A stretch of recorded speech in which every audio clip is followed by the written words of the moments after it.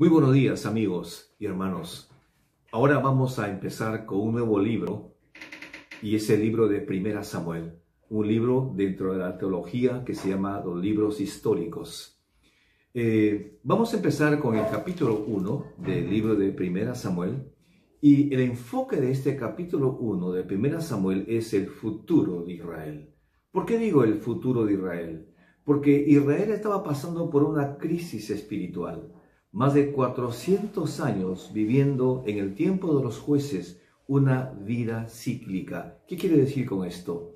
El pueblo se arrepentía de sus pecados, Dios les perdonaba, y nuevamente el pueblo se iba y luchaba contra los enemigos de Israel, vencían, Dios los ayudaba a vencer a los enemigos, pero después nuevamente eran derrotados, después pecaban. Todo una vida cíclica como muchas personas hoy en día están viviendo también. Entonces, un juez quedaba, entraba otro juez también. Una historia llena de idolatría, una historia llena de pecado, llena de rebeldía contra Dios. No había realmente un hombre de Dios en Israel. No había un líder en ese tiempo. Solo un sacerdote de la tercera edad llamado Elí. Y este hombre tenía solamente 2 hijos. Pero esos hijos realmente, dice la palabra de Dios, eran muchachos corruptos e impíos, dice la palabra de Dios. Entonces, en ese contexto aparece Ana, esta mujer de 1 Samuel, el capítulo 1. Aparece Ana. Ahora, Ana va a tener 3 características como una mujer. Y espero que realmente estas 3 características sean tuyas, que mujer tú que me escuchas en esta mañana. Y la primera característica es que era una mujer estéril. No era una característica buena, por supuesto. El versículo 6 lo dice, que Ana era estéril, ¿no? Y por supuesto que en esos tiempos la esterilidad evidentemente era como una maldición para muchas mujeres. Y encima de eso, muchas mujeres que tenían hijos le hacían bullying a ella. Pero en segundo lugar, era una mujer de oración. Tenía una comunión fuerte e íntima con Dios. Si tú lees el capítulo 1 vas a encontrar, ese cierto, esta mujer Ana, una mujer con una convicción fuerte de Dios y que oraba tremendamente, de una manera profunda a Dios. Pero en tercer lugar, era una mujer sensible a Dios y conocía la realidad espiritual que estaba pasando el pueblo de Israel.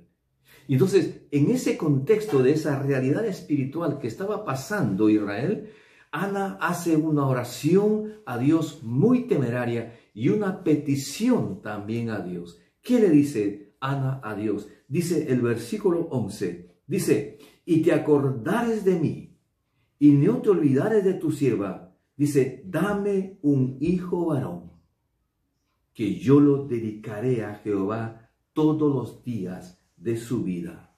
Dame un hijo varón. Una petición muy interesante, muy temeraria, por supuesto. Y algo más dice, yo lo dedicaré a ti. O sea, no quiere un hijo varón para que de alguna otra manera en su vejez ese varón, ese hijo le pueda sustentarlo a él. No está pidiendo eso. Está pidiendo que le dé un hijo varón para que él lo dedique. ¿Por qué? Por el futuro del pueblo de Israel. Ahora, aquí encontramos 2 desafíos en esta mañana para ustedes mujeres que me escuchan y ustedes padres también. Y el primer desafío hoy en día es criar a nuestros hijos. Criar a nuestros hijos. Interesante, el versículo 23, cuando nace ya su hijo, le pone por nombre Samuel, y dice la palabra de Dios, y Elcana su marido le respondió, haz lo que bien te parezca, quédate hasta que lo destetes, solamente que cumpla Jehová su palabra. Y se quedó la mujer y creó a su hijo hasta que lo destetó. Esa palabra destetó significa amamantarlo a su hijo. Entonces en esos tiempos, y yo estoy seguro que en estos tiempos también entre 2 a 3 años, alimenta con la leche materna y después lo desteta, le quita el biberón. Pero en esos 2 y 3 años, Ana entonces tuvo un desafío. ¿Cuál era? Enseñarle a Samuel acerca de Dios. Enseñarle a Samuel acerca del pueblo de Israel. Enseñale a Samuel acerca de que hay un Dios grande llamado Jehová, un Dios absoluto, un Dios eterno, un Dios creador del mundo, del universo. Esa es la enseñanza. Es lo que pasó también con Jocabed, que le enseñó a su hijo Moisés por poco tiempo quién era Dios. Hay un pueblo esclavo en Egipto y por eso Moisés se convirtió en el líder de Israel, sacando a Israel de la esclavitud de Egipto. Es lo que pasó también con Timoteo. La Biblia dice claramente que Timoteo fue criado, dice la palabra de Dios, con su mamá Eunice, y su mamá le enseñó acerca de la palabra de Dios. Muy interesante. Hoy en día hay muchas mujeres que crían a sus hijos pensando en su futuro profesional de ellos. Quieren que sea un arquitecto, un ingeniero, un médico, cualquier cosa, que no está mal. Pero nunca están pensando de que ese hijo o esa hija algún día sea realmente un siervo o una sierva de Dios, como Ana. Entonces, resumiendo este primer desafío, si tú crías a tu hijo o a tu hija, críalo, entrénalo, pero enséñalo acerca de Dios, enséñalo acerca de los valores, enséñale acerca de la vida con Dios. Que tu hijo sea un hijo de Dios en el futuro. Pero el segundo desafío es esto, es el dedicar a nuestros hijos a Dios. Hoy en día nadie quiere hacer eso. Pero Ana lo hizo, sí, lo hizo. Dice en el versículo 28, yo pues lo dedico también a Jehová, todos los días que viva será de Jehová. La Biblia dice en el Salmo 127, el versículo 3 dice, herencia de Jehová son los hijos. La palabra herencia, por supuesto, es un regalo, pero es un regalo inesperado de parte de Dios para una mamá, por supuesto.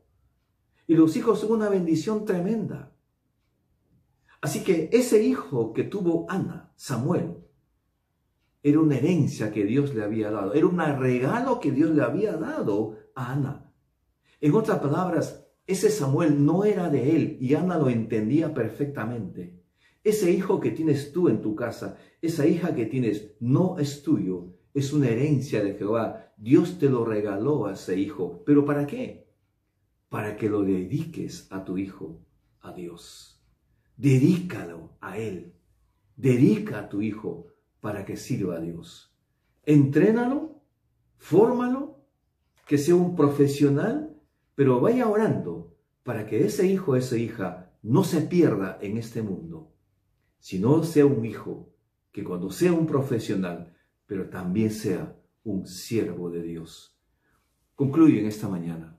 Hoy, en este momento, necesitamos siervos, necesitamos pastores, necesitamos realmente cristianos que tengan una bivocación en estos tiempos, que sean profesionales, pero que también que sean siervos de Dios, que estén preparados para servir a Dios.